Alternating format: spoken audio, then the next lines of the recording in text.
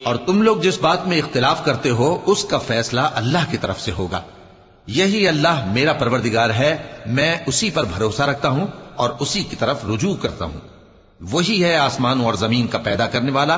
اسی نے تمہارے لیے تمہاری ہی جنس کے جوڑے بنائے اور چوپایوں کے بھی جوڑے بنائے. وہ اسی طرح تم کو پھیلاتا رہتا ہے. اس جیسی تو کوئی چیز نہیں، اور وہ سنتا ہے، دیکھتا ہے.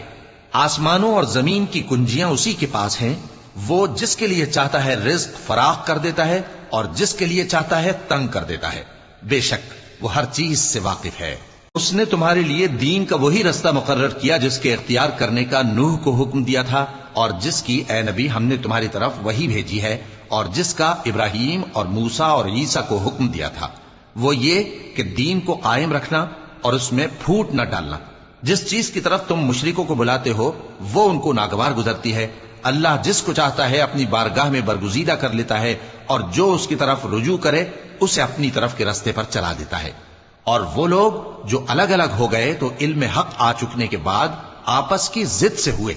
اور اگر تمہارے پروردگار کی طرف سے ایک وقت مقرر تک کے لیے بات نہ ٹھہر چکی ہوتی تو ان میں فیصلہ کر دیا جاتا. اور جو لوگ ان کے بعد اللہ کی کتاب کے وارث ہوئے وہ اس کی طرف سے بڑے بھاری شک میں ہیں.